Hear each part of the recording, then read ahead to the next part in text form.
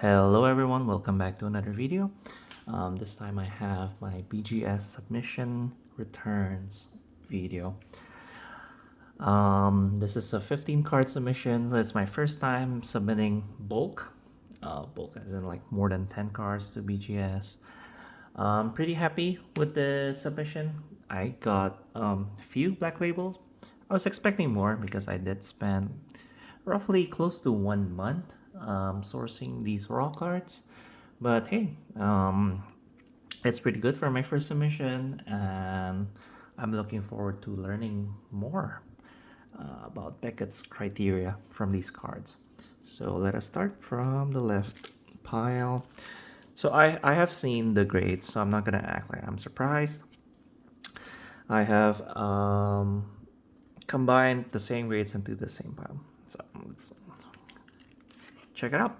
Okay, so the first one is Roaring Moon SAR from Terrestrial Festival. Both got dinged on centering on corners. I don't know why I got dinged on corners for this one, so I'll check it out later closer. Next being a Brixton CHR. Got dinged on 3 subgrades, and it is still a 9.5 gem mint. So this card is one of the easier ones if you ever go for a black label, Japanese Pokemon cards. You can see the pop report. Yeah, it is one of the easiest ones. And then tag teams, 2 9.5 subgrades.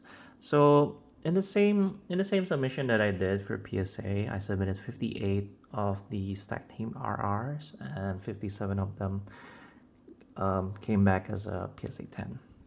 I got one of them, which is the Gengar and Mimikyu, as a PSA 9, but everything else came back as a PSA 10. And in Beckett, as you can see, one of it got a 9.5. Then let's move on. Another one is a 9.5, and this one of it is actually a 9 in surface. It's not even 9.5 in surface. Another one, 9.5, and this time this is so I guess this is one of the highest 9.5s you can get. So only 2.5 deductions.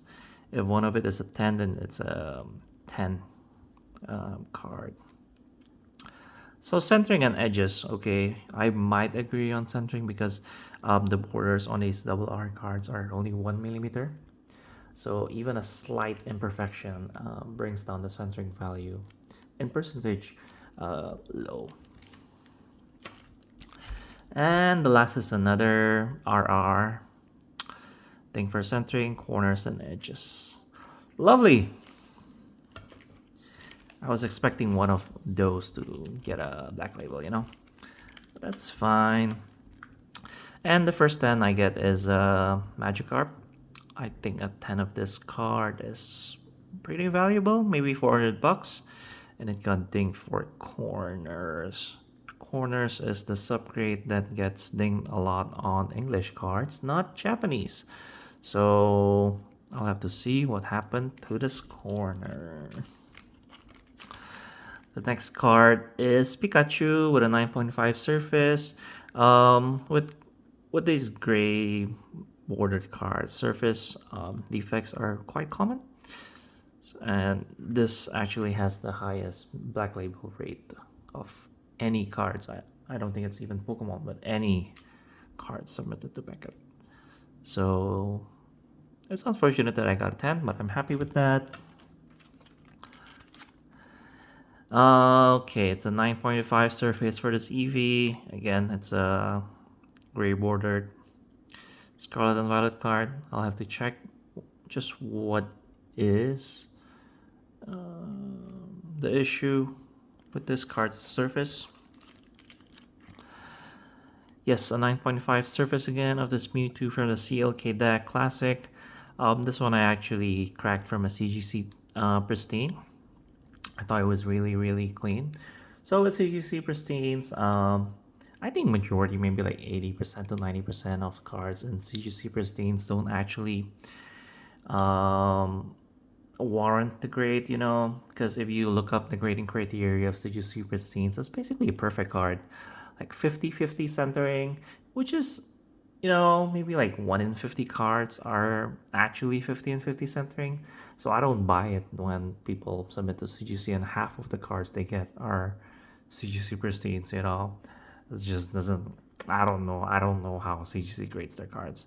But knowing that, um, you can capitalize on it.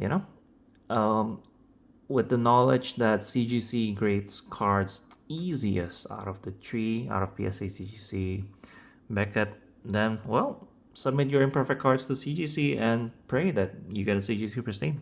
And you would get a lot of money more than if you submitted to PSA or BGS.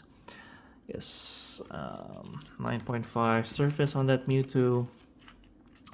And then 9.5 centering on this Pikachu. I love this Pikachu so much. It's my favorite Pikachu card lately.